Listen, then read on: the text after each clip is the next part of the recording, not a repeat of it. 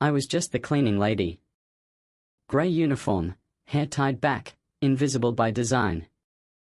That's the funny thing about places like the Imperial Hotel. People walk right past you, talk around you, say the wildest things like you're part of the wallpaper. And I was fine with that, honestly.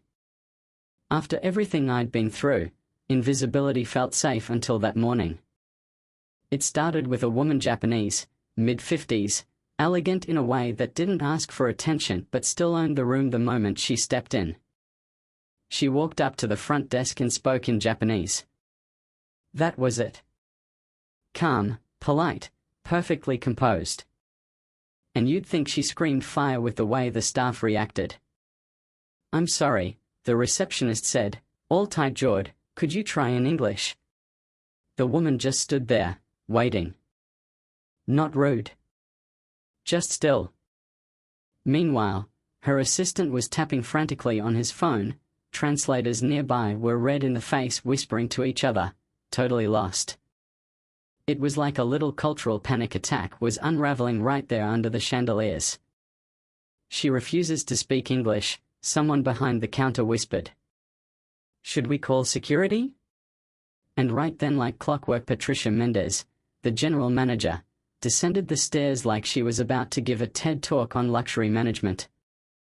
Heels clicking, red lipstick flawless, ready to handle that situation.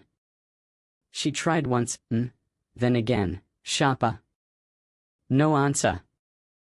And I swear, you could feel the contempt hiding behind her rehearsed customer service smile. Then she leaned in and said it.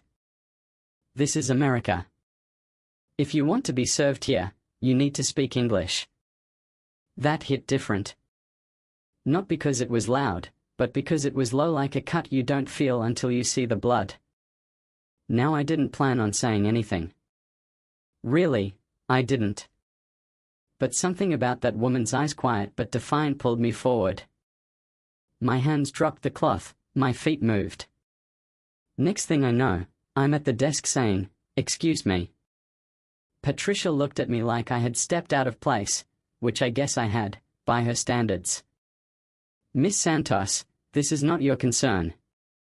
And I just nodded, turned to the guest, gave her a soft bow, and said in Japanese, "Ohayou gozaimasu, Nakamura-sama."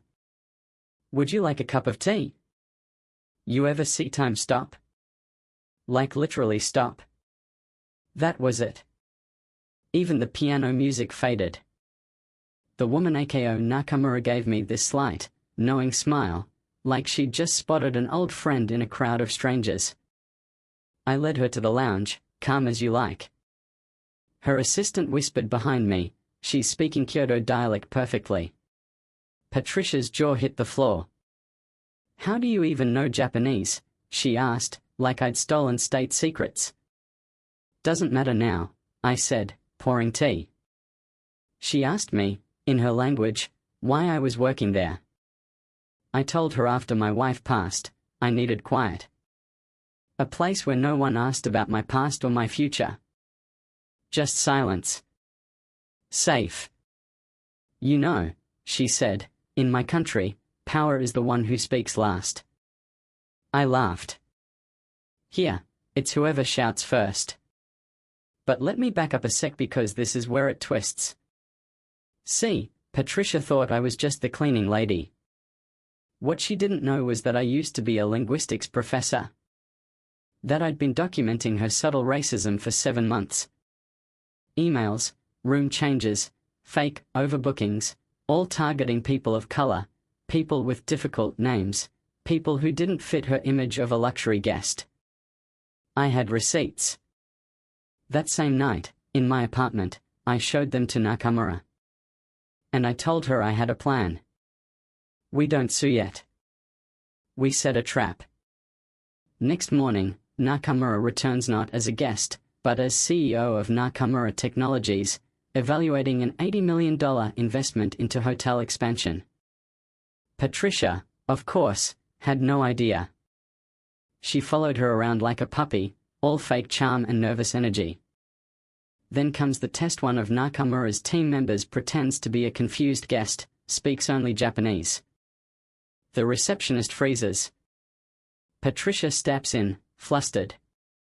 Then, loud enough for the whole lobby to hear, she mutters, "Why do these types of people come to American hotels if they can't even ask for water properly?" Boom. Caught. On 16 different cameras. I stepped in again, spoke to the guest, helped him, all in fluent Japanese. "And Patricia?"